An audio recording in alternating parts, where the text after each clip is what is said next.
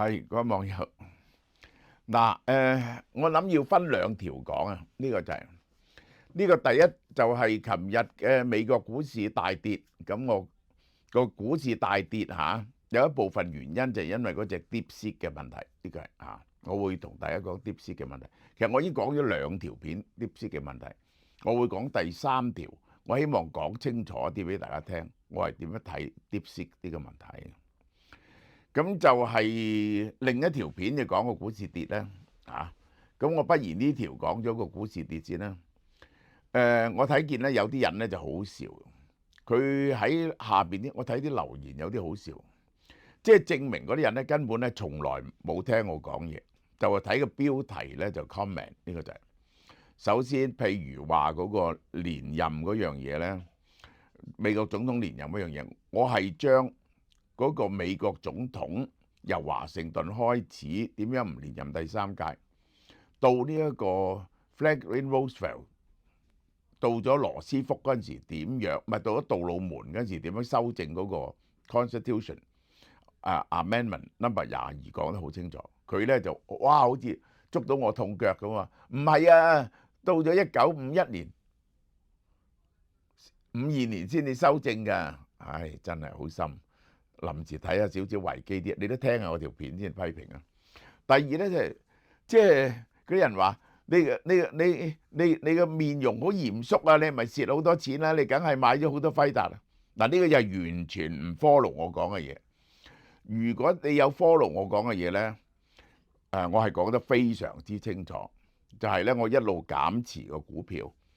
減持到剩翻整體啊，係減持到剩翻30%，都係賺翻嚟嘅錢。一路我叫勸大家減持股票嘅，咁第三點就係嗰啲人話，你又話呢個輝達有護城河嘅，點解就跌咗落去？首先咧，呢啲咩叫不求甚解咧？乜嘢叫護城河咧？冇人可以保證一隻股票唔跌嘅。嗰個股票嘅價值係唔會有一隻護城河可以令到嗰隻股票冇辦法跌。即係舉個例，如果你殺咗黃仁勳，咁嗰隻股票咧就會跌啦。呢個就咁，呢啲嘢冇人可以防備。所謂嘅護城河係乜嘢咧？就係佢嗰個核心技術係冇人追得到佢嘅。佢嘅核心技術係乜嘢啊？就係呢一個係做 AI 晶片 GPU 嘅核心技術啊，佢嘅領先，同埋佢嘅 CUDA 嘅點樣去 program 呢一套嘢嘅技術。今次 DeepSeek 係同呢個做呢個晶片係完全無關嘅，同做晶片無關嘅。佢係一個算法結構上面嘅改進嚇。好啦，嗱，美國股市啊，我一路都非常擔心啊。剛啱我睇到一單新聞，就嚇我一跳。我未有時間去查實，因為有人 send 咗俾我一段新聞，就話 Donald Trump 話將會對台灣嘅藥物同埋呢一個半導體徵關稅。嗱，我可以話俾你聽，呢個就係我有時有啲嘢咧，我係會有自豪嘅。我自豪咧就唔係話我覺得我自己好聰明，係我竟然可以諗到一樣嘢，我冇見過第二個人提過喎。如果你有聽我嘅片咧，就過去嗰2-3個禮拜啦，我已經睇通咗 Donald Trump 一定對台灣徵關稅嚟到，因為佢講過嘅係會嚟到將嗰啲半導體嘅 manufacturing 咧，就係逼翻去呢個美國嘅。我可以話俾你聽，如果對台灣嘅半導體徵關稅，對台積電嘅半導體徵關稅，可能會令到台積電嘅生意少咗 10%，因為咧10至20%，因為咧有啲嘢就太過貴啦，先進晶片嗰啲人咧就用少咗。再加呢樣嘢落去，一定會令到個需求減少咗，令到個需求減少咗。咁就係但係同樣係嚴重打擊美國嘅最先進嘅科技巨頭，就係呢一個 NVIDIA 同埋蘋果高通、博通呢啲公司。即係如果 Donald Trump 真係咁做嘅話，我好肯定佢係會導致呢個美國經濟陷入嚴重衰退嘅。我減持嗰啲股份啊，雖然我有啲係早咗減持，我都話你永遠唔應該覺得你意圖去捉嗰個股市嘅最高點嘅，冇人知道最高點喺邊啊。但係如果我見到好大嘅 risk，我就話要減持。而家呢個 risk 就嚟，呢個 risk 就嚟。就係其實就係 Donald Trump 亂加關稅，可能引致呢個通貨膨脹，引致加息，引致呢一個美國經濟陷入衰退。呢個 risk 實在太大，就係 Donald Trump 啲嘢去到你唔能夠理解嘅。不過我翻去 concentrate on 呢一個 issue， 呢個今日呢個 issue， 就係呢個 DeepSeek。我點樣睇 DeepSeek 咧？嗱，我再講一次，我就唔再講。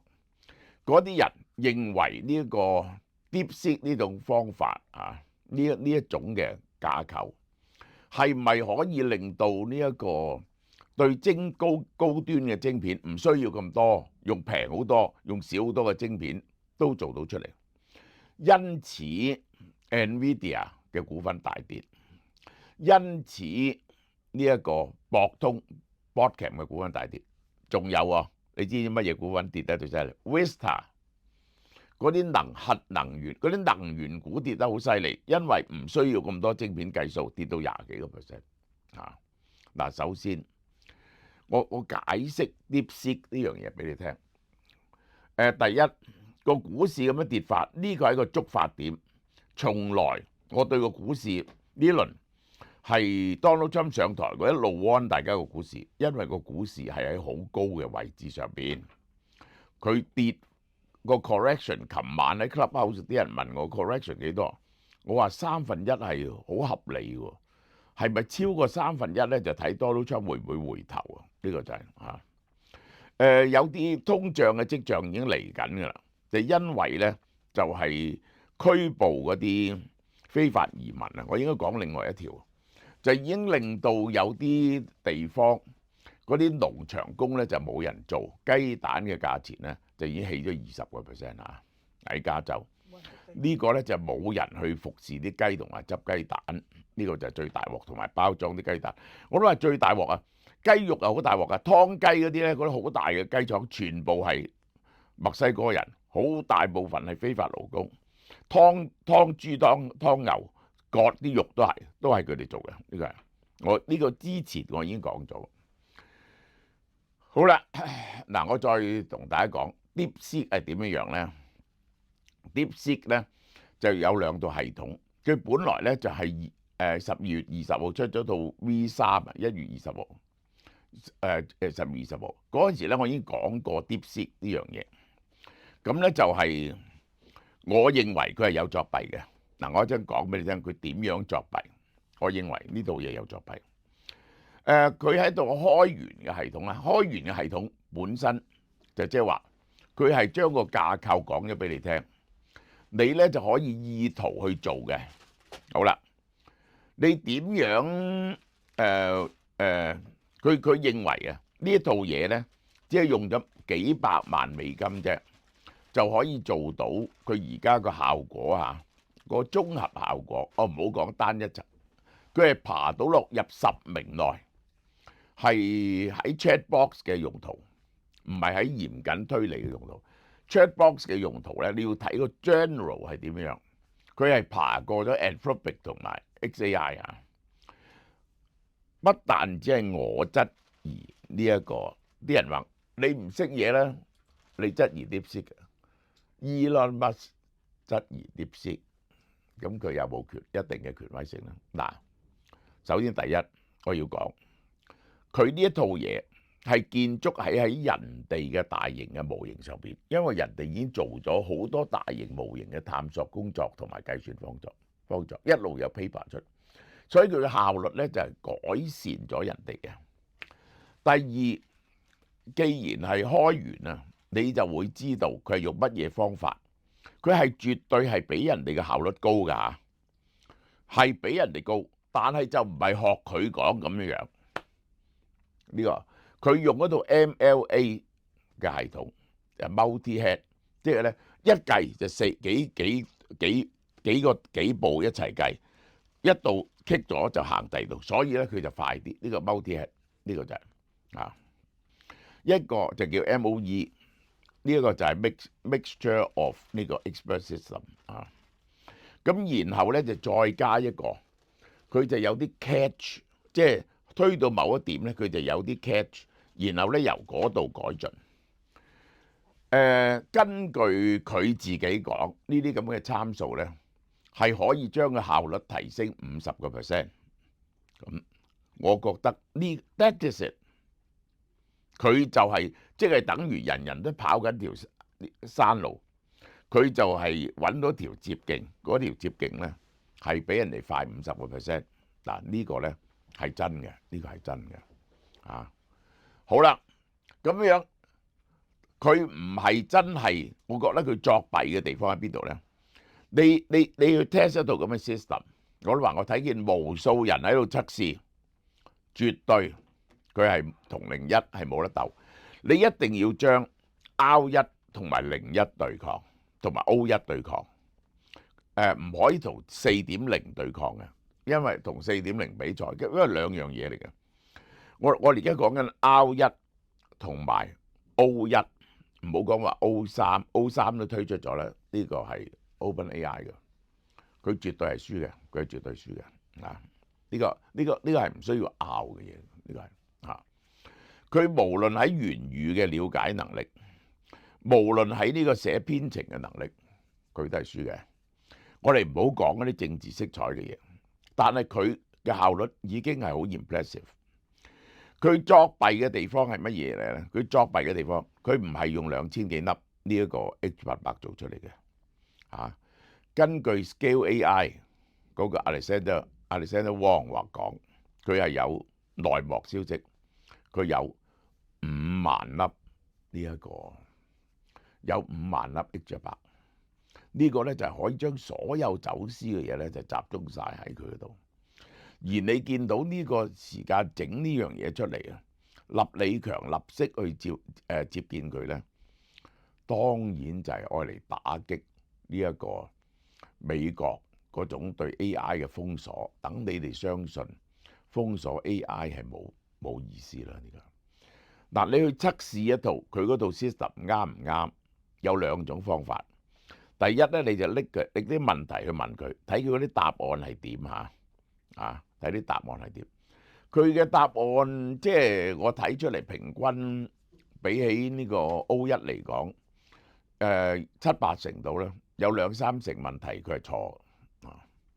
咁呢個第一點。第二點佢慢好多，即係佢大約係呢一個 O1係要用10零秒嘅嘢，佢要用200秒度咯。咁呢個必然你明白嘅，即係用一套呢個簡化咗嘅 system， 用一套簡化咗嘅 system， 點解係平啲咧？即係有一個專家講，我係 call 專家嘅講嘢，我相信啲專家係比你哋專家。佢係咁嘅，其實咧呢個世界咧就永遠都係有一啲嘢咧係最重要。你將全部嘅 attention 擺喺最重要嗰5% 度，你會得到6-7成嘅效果啊！然後你再係點樣去執佢？呢個就係事後點樣再去執佢，咁你可能達到7-8成效果。嗱，呢個就係將嗰啲參數去蒸餾呢個方法嘅 distill， 蒸餾得到個精華出嚟，做咗最重要嘅嘢。佢成套 system 咧就係除咗平之外，佢另外一個好處咧就因為佢係開源嘅。佢其實你要鬥 R1，點解係要同 O1 鬥咧？呢兩套先至係嗰種幻想嘅推理嘅模型，即係有 train of thought 嘅。01咧就唔話個答案俾你聽嘅，O1唔話俾你聽佢點諗，佢只係話 thinking。呢個佢嘅好處咧就係咧，佢係每個步驟都話俾你聽，咁於是你由佢諗嘅步驟入邊，你就知道點樣去糾正佢，去作進一步嘅 prompting。嗱，呢個就係佢嘅真正嘅好處嚇。好啦，我到最後講呢個世界咧，好多嘢咧係逼出嚟嘅。喺資源匱乏嘅情況之下咧，啲人咧就集中力量咧去諗一啲慳錢嘅方法。即係我舉一個簡單嘅例子咧，就即係第一次世界大戰，德軍一俾人哋封鎖，結果短期內發明咗兩樣嘢出嚟。一個就係人造嘅煤油嚇，可以用人造嘅煤油，雖然其實係唔 economical，愛嚟供嗰啲車行駛。一個咧就係人造嘅樹膠，如果你要平時咧就點都做唔到出嚟，因為緊急嘅需要。大陸因為唔夠晶片，所以佢哋行一套慳錢啲嘅方法。嗱，呢個就係人窮則變，變則通。呢個美國嗰啲公司咧就好有錢，佢哋唔需要諗到咁嘅方法，結果咧就俾人喺呢度着咗先機。好啦，佢係唔係能夠威脅到美國嗰啲大 Masa 啊，甚至 Nvidia 咧？我不以為然，我不以為然。點解咧？第一，佢係有效率嘅提升，但係個效率嘅提升唔足以 overcome 佢嘅晶片嘅差別。即係咧，佢夾到呢個出嚟，佢而家咧跟住落嚟咧 H800都冇啦，佢跟住個呢個走私咧好困難，有啲係之前買落嘅，佢跟住落嚟用 H20 都冇。呢個晶片上嘅 differences 唔係呢次嘅捷徑能夠 overcome 到嘅。呢個係我嘅第一個論點，因為佢嘅晶片水平仲要下跌，而外國嘅晶片水平咧就係繼續上升，去用到 Blackwell 嗰陣時，本來嘅差距係咁。你用一個計數嘅方法追近咗，而家咧人哋將你嘅晶片再撳落去，而人哋再提升，呢個唔係 overcome 到嘅嘢。第一點，第二點就係佢係 open-end 嘅。你呢套方法，你揾到個捷徑出嚟繞過個山，舉個例係行快咗50%，因為你係開源嘅，人哋立即學咗你，即係嗰啲多晶片嘅人。同樣可以用你呢個方法做，於是佢做一啲更加叻嘅嘢出嚟。對算力嘅要求係無窮無盡嘅，因為咧我哋仲未曾到 ASI 嘅境界，唔會因為有一套簡化啲嘅 system 出嚟咧，就唔需要向更加高階進發，需要更多嘅算力。